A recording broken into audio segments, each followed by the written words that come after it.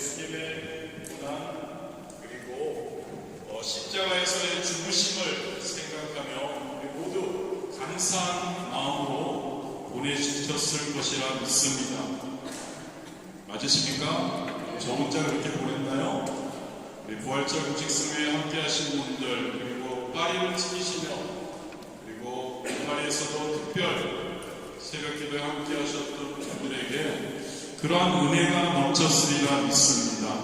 예수님이 우리에게 베푸신 은혜, 그 은혜가 우리에게 임했으리라 믿습니다.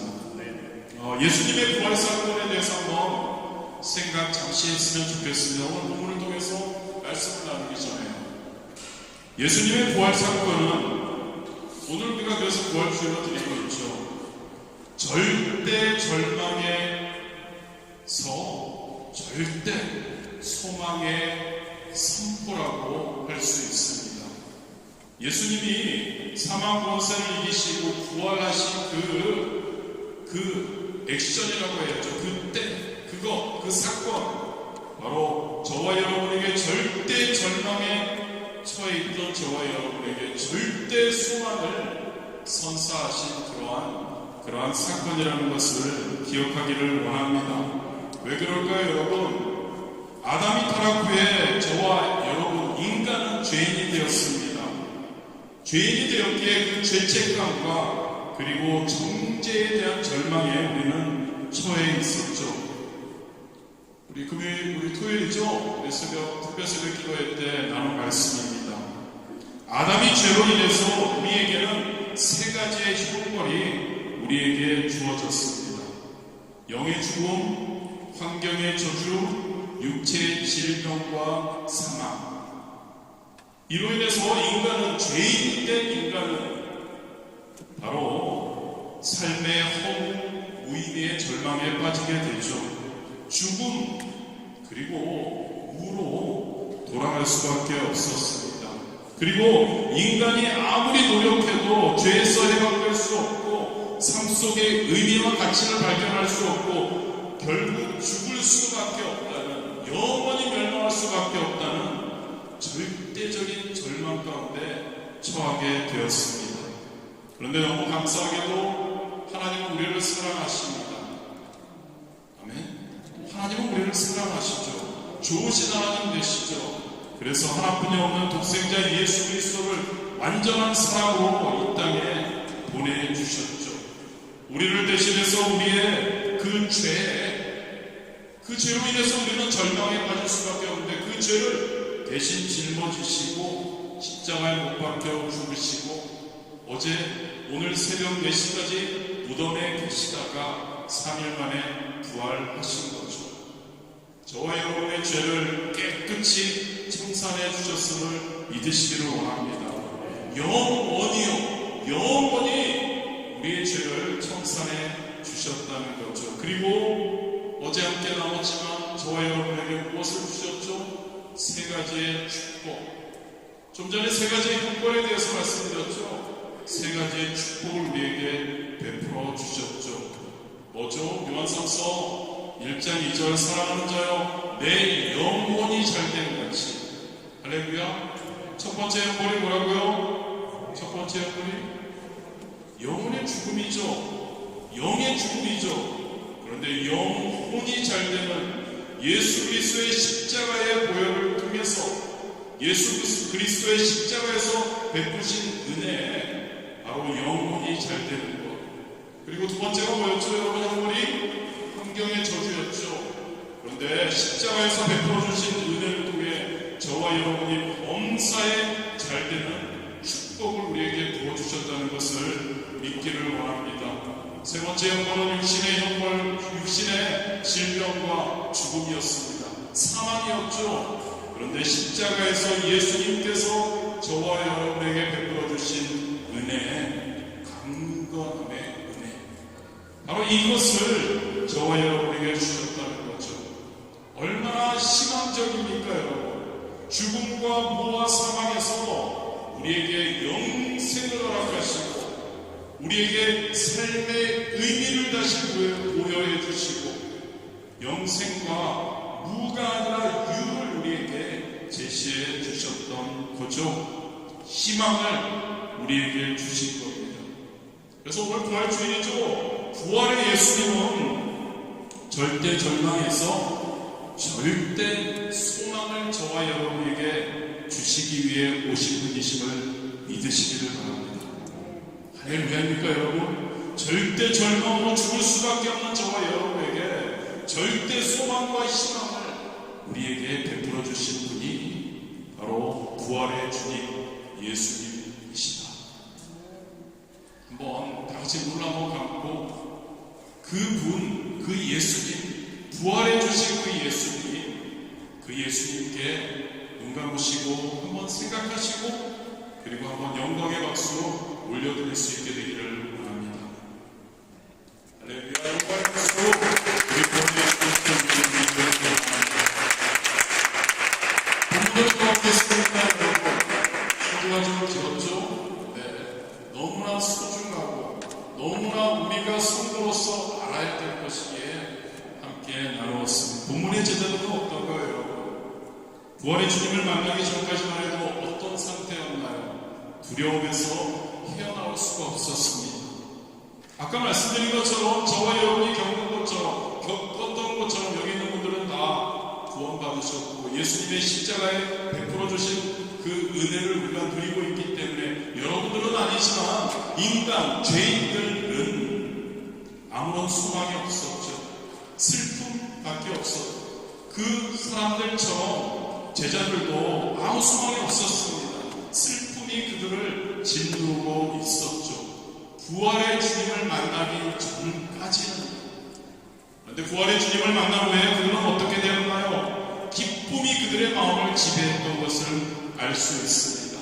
평강이 그들의 심령에서 넘쳐 흘렀다는 것을 우리는 알 수 있죠. 부활의 주님을 만난 인생, 그렇지 못한 인생 사이에 엄청난 차이가 있다는 거죠.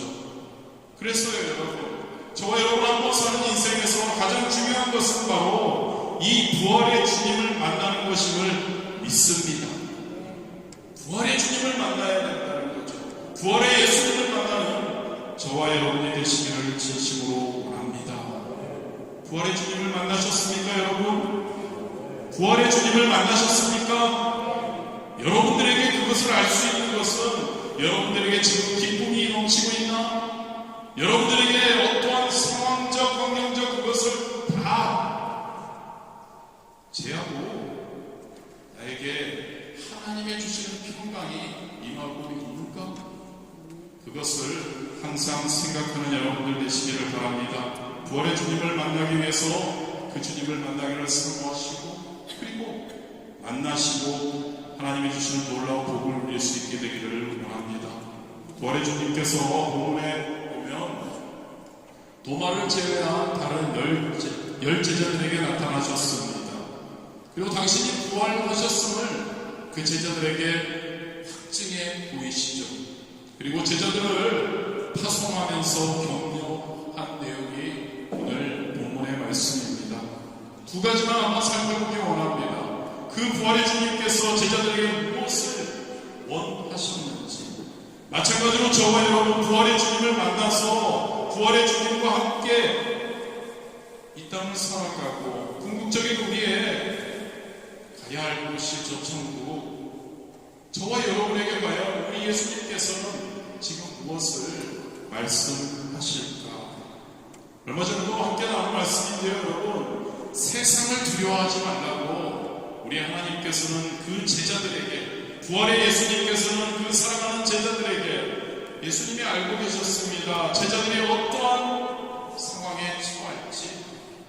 그래서 제자들에게 말씀하십니다. 세상을 두려워하지 말라. 19절 전반절이죠. 이날고 안식 후 첫날 저녁 때 제자들이 유대인들을 두려워하여 모인 곳에 문들을 닫았더니 예수님께서 부활하셨습니다. 그런데 그날 저녁에 제자들의 모습인 거죠. 유대인들을 두려워해서 모인 곳의 문들을 다 닫고 숨어 있었습니다. 불안에 쌓여 있었던 거죠. 아마도 그들은 예수님의 죽음에 대한 충격에서 아직도 벗어나지 못한 상태였던 것 같습니다. 막달라 마리아가 예수님을 만나고 그들에게 달려왔죠. 그리고 예수님 부활하셨어요 라고 전달해 주었습니다만 그것으로는 그들의 불안과 두려움을 해소하기는 역부족이었던 것 같습니다. 아마도 예수님에게 좀 전에 닥쳤던 그 십자가의 그 고통이 나에게도 조만간 닥칠 것 아닌가라고 생각을 했던 거죠. 예수님은 제자들에게 이미 환난을 예고하셨습니다. 그거를 기억했을 겁니다. 혹시 나도 그 환난 가운데. 그런데 우리는 알죠. 이 환난과 고통이 그 제자들이 반드시 통과해야 할 과문이었다는 것. 그리고 저와 여러분에게도, 이 세상을 살아가는 저와 여러분에게도, 성도인 저와 여러분에게도 예외가 아니라는 거죠. 요한복음 15장 18절에서 20절 말씀을 제가 여러분들에게 읽어드리면, 세상이 너희를 미워하면 너희보다 먼저 나를 미워한 줄을 알라. 너희가 세상에 속하였으면 세상이 자기의 것을 사랑할 것이나 너희는 세상에 속한 자가 아니요 도리어 내가 너희를 세상에서 택하였기 때문에 세상이 너희를 미워하느니라. 내가 너희에게 종이 주인보다 더 크지 못하다는 말을 기억하라. 사람들이 나를 박해하였은즉 너희도 박해할 것이요 내 말을 지켰은즉 너희 말도 지킬 것이라. 어떠십니까 여러분이? 세절에 예수님이 제자들에게 말씀하십니다. 어떠십니까 여러분? 감사하지 않으십니까? 이해가 되지 않으십니까? 이 땅 가운데 우리가 살아가는데, 성도로 살아가는데 왜 세상은 나를 미워하고, 왜 세상은 나를 박해하고, 왜 나에게는 이런 고통들이 넘치는가? 왜요? 예수님이 그 고통을 당하셨고 우리는 예수님께 속해 있기 때문에 그런 것을 당한다는 거죠. 성도들은, 저와 여러분은 인정해야 합니다. 이 세상을 살아가며 핍박과 환난을 당하게 되어 있다는 거죠. 아멘? 아멘 하십시오. 별 수 없습니다. 이게 팩트입니다. 이게 사실입니다. 진실입니다. 세상은 우리를 미워합니다. 그런데 여러분, 제자들처럼 핍박과 환난을 당하게 되는 것을 알고 있음에도 불구하고 두려움에 벌벌 떤다면 과연 진짜인가요? 과연 성도인가요? 과연 믿음을 지킬 수 있느냐는 이야기이죠. 믿음을 지키기가 두려워한다면 사실상 불가능한 겁니다. 오늘날 기독교 신자분들 중에서 상당수가 세상에 대한 두려움을 극복하지 못해서 그 두려움 때문에 세상과 적당히 타협하는 길을 선택합니다. 혹시 저와 여러분들 중에 그런 분들 계실까요? 세상이 두려워서, 세상이 나에게 주는 고통과 그 박해와 그 시기와 그 미워함 때문에 세상과 타협하는 저와 여러분은 아닌가요? 이게 여러분, 우리의 원수 마귀 사탄이 원하는 일입니다. 두려워하게 만드는 거죠. 그리고 원수 마귀 사탄이 역사하는, 이 땅에서 역사하는 목표가 바로 이것이죠. 성도입니까? 저와 여러분 성도십니까? 저와 여러분 그리스도인이십니까? 그렇다면 세상을 두려워하지 않아야 할 줄 믿습니다. 세상을 두려워하지 않아야 한다는 거죠. 한 번 사는 인생, 제가 정말 말씀드려서 죄송합니다. 한 번 사는 인생, 성도로서 사는 인생 한 번 붙어야죠. 할렐루야. 세상과 붙어야죠. 세상이 미워하든, 세상이 박해하든, 세상이 고통을 주든 그 세상과 한번 싸워서 그 세상을 한번 바꿀 수 있는 저와 여러분이 되어야 하지 않을까를 생각해 봅니다. 여러분, 만약 우리가 성도로서 세상을 두려워하고 있다면 두 가지 정도의 사실을 잘 모르기 때문일 겁니다. 이것을 여러분 항상 기억하면서 내가 세상과 맞닥뜨렸을 때 진짜 담대하게 세상과 한번 싸우는 여러분들이 되었으면 좋겠습니다. 첫 번째, 이 세상 임금인 마귀가 누구인지를 제대로 모르기 때문에 우리는 두려움을 가지고 세상과 싸우지 못하는 겁니다. 요한일서 3장 8절이죠. 하나님의 아들이 나타나신 것은 마귀의 일을 멸하려 하심이라. 할렐루야. 성경은요 이미 마귀에 대해서 예수 그리스도께서 마귀의 일을 멸하셨다고 선포하고 있습니다. 믿으십니까 여러분? 예수 그리스도께서 십자가에서 그리고 무덤에서 3일 만에 부활하시며 무엇을 했다고요? 사망 권세를 이기시고 일어나셨습니다. 부활하신 줄 믿습니다. 승리하신 줄 믿습니다. 마귀의 일을 다 멸하신 줄 믿습니다. 이 말이 마귀의 이 세상에서의 활동이 완전히 중단되었다는 뜻은 아닙니다. 그러나 확실한 것은 성도들을 마귀가 더 이상 이길 수는 없다는 것을 우리에게 분명하게 말해준다는 것을 믿으시기를 바랍니다. 왜냐하면 여러분 성도는 우리는 다 그리스도 안에 있기 때문이죠. 그를 조금도 그라고 하면 마귀를 이야기합니다. 우리를 공격하고 우리를 유혹하는 그 마귀를 조금도 두려워할 필요가 없는 줄 믿습니다. 남이 지역에 뱀이 많다고 합니다. 그 뱀 중에 하나가 방울뱀도 잡아먹는 산호뱀과 모양이 똑같은 뱀이 있다고 합니다. 다시 한번 말씀드립니다. 많은 뱀들 중에서 방울뱀도 잡아먹는 산호뱀과 모양이 똑같은 뱀. 그런데 그 뱀은 독이 전혀 없다고 합니다.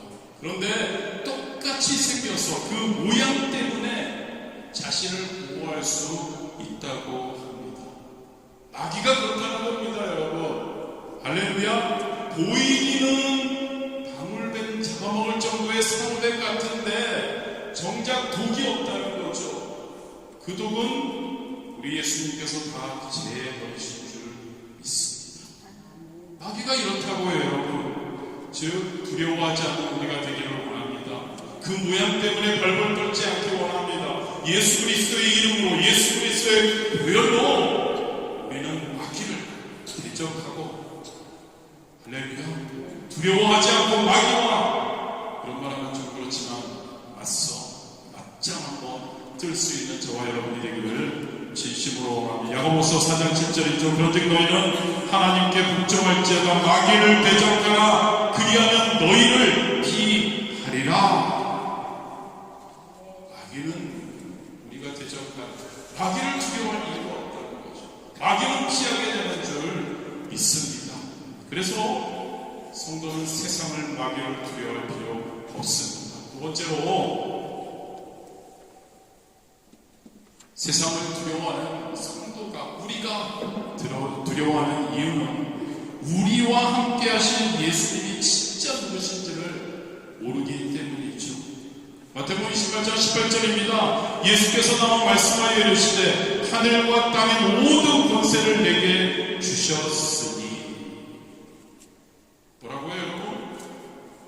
성경은 하나님께서 하늘과 땅에 있는 모든 권세를 예수님에게 주셨고, 예수님께서 하늘과 땅에 있는 모든 권세를 가진 분이라고 말씀하고 있습니다. 그분과 함께하는 성도인 저와 여러분, 그분이 우리의 주님이 되시는 저와 여러분은 우리를 이길 권세가 이 세상에 존재하지 않는다는 거죠. 믿는 저와 여러분이 되시기를 진심으로 원합니다. 이 사실을 알아야 하고요, 이 사실을 항상 마음에 품어야 하고요, 우리 주님이 누구신지를 항상 기억하고요, 그리고 믿어야 할 줄 믿습니다. 이 사실을 모르거나 알면서도 믿지 못하는 분들이 바로 세상을 두려워하게 된다는 이야기입니다. 예수님이 누구시라고요? 우리의 주님이시고 만유의 주님이시라는 것을 우리가 기억해야 합니다. 부활을 통해서 무덤에서 사망의 권세를 짓밟고 이기시고 부활하신 그 예수님께서 바로 우리의 주님이시라는 것을 기억하기 원합니다. 그 예수님께서는 오늘 19절과 21절에 보면 제자들에게 이렇게 말씀하십니다. 너희에게 평강이 있을지어다. 너희에게 평강이 있을지어다. 두려움에 떨고 있는 세상에 지금 내가 앞으로 어떤 고통과 어떤 박해를 받을지 못하는 상황 가운데서 그 예수님은 제자들에게 오셔서 말씀하십니다. 평강이 너에게 있을지어다. 저와 여러분에게 지금 말씀하십니다. 부활의 주님께서 저와 여러분에게 너희에게 평강이 있을지어다. 두려워하지 맙시다 여러분. 우리에게 평강을 약속하시고 우리를 사랑하시는 그 주님, 어떤 순간에도 세상을 향해서 담대할 수 있는 저와 여러분이 되시기를 진심으로 원합니다. 부활의 주님에 대한 확고한 믿음, 그 예수님이 누구신지, 악한 마귀가 누구인지, 어떻게 그들을 대할 것인지 생각하며 우리가 흔들림 없이 당당히 세상과 맞설 수 있게 되기를 원합니다. 요한복음 16장 33절에도 이것을 너에게 이르는 것은 너희로 내 안에서 평안을 누리게 하려 함이라. 세상에는 너희가 환난을 당하나 담대하라. 내가 세상을 이기었노라. 할렐루야. 세상을 이기신 주님이 나의 주님, 우리의 주님. 두 번째로 예수님은 제자들에게 말씀하신 22절에 이 말씀을 하시고 그들을 향하사 숨을 내쉬며 이르시되 성령을 받으라. 이 광경은 하나님께서 아담을 창조하실 때 광경이 생각나게 합니다. 하나님은 흙으로 사람을 지으셨습니다. 그리고 그 코에 생기를 불어 넣으셨죠. 예수님께서는 제자들을 향해서 숨을 내쉬며 생기가 아닌 성령을 받으라라고 말씀하신 겁니다. 흙으로 지어진 사람이 살아났던 것처럼 성도인 저와 여러분, 세상에 살고 있는 저와 여러분, 죄인된 저와 여러분이 성령으로 채워질 때, 성령이 임할 때 우리가 살아 움직이는 죽은 성도가 아니라 살아 꿈틀꿈틀대며 생명력 있게 멋있게 성도로서 살아가는 그러한 자가 될 것이라는 이야기입니다. 성도인 저와 여러분에게 성령님의 중요성을 일깨워 주시는 말씀이죠. 저와 여러분 개개인에게 성령님은 이 생기와 같은 겁니다. 에스겔의 환상을 우리가 기억하죠, 여러분. 골짜기 마른 뼈들의 사건에서 마른 뼈에 생기가 들어가자 뼈들이 살아 움직이게 되었다는 것을 우리는 기억합니다. 성령님께서 이 생기와 저와 여러분에게 같다는 것을 기억하기 원합니다. 그래서 부활의 주님께서도 승천하시기 전에 사랑하는 제자들, 그리고 고통과 핍박에 앞으로 어떻게 그들이 살아가야 할지 모르는 그 제자들에게 성령을 받기까지 예루살렘을 떠나지 말고 기다리라고 말씀하신 거죠. 사도행전 1장 4절이죠. 사도와 함께 모여서 그들에게 분부하여 이르시되 예루살렘을 떠나지 말고 내게서 들은 아버지께서 약속하신 것을 기다리라. 성령을 기다리라. 성령 충만함을 받아라. 성령을 받아라라고 말씀하신 겁니다. 그렇습니다, 여러분. 저와 여러분의 삶에서 바로 성령님과 함께하는 저와 여러분이 되어야 저와 여러분의 삶과 신앙과 저와 여러분이 세상과 맞짱뜰 때 우리가 승리하게 되는 줄 믿습니다. 성령님이 함께 하시지 않으면 우리 힘으로는 안 되는 거 우리가 너무나 잘 부활의 주님께서 성령을 받으라, 성령 충만하라고 저와 여러분에게 말씀하심을 믿으시기를 바랍니다. 요한복음 14장 16절이죠. 내가 아버지께 구하겠으니 그가 또 다른 보혜사를 너희에게 주사 영원토록 너희와 함께 있게 하리라.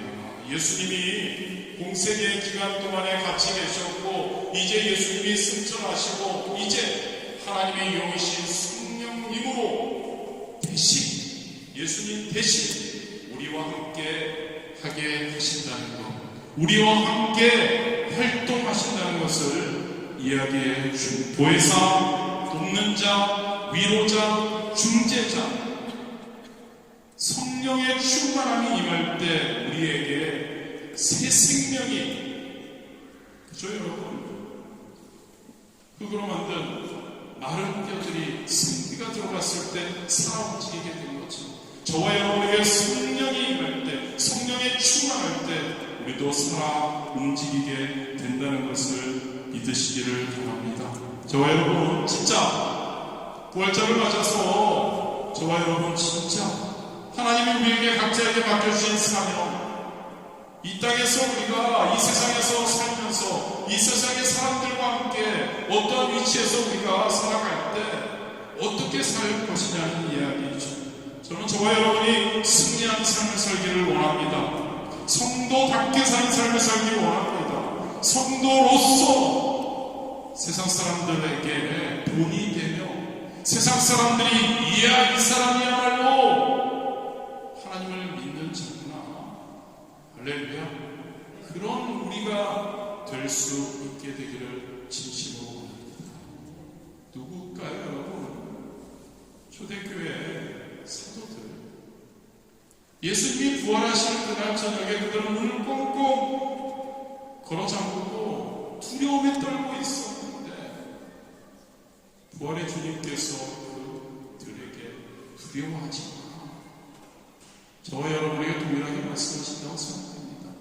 두려워하지 마, 세상을 두려워하지 마, 나를 믿는다면, 나를 진짜 믿는다면 세상을 바라보지 말고, 세상의 환경을 바라보지 말고, 나의 지금 위치를 바라보지 말고 나를 한번 믿고, 말로만 믿지 말고 내가 하라고 하는 거 하고, 할렐루야, 맨날 죄송합니다, 맨날 하라고만 해가지고 하나님이 말씀을 통해 하라고 하는 것 하고, 할렐루야, 하나님의 말씀에 순종하고,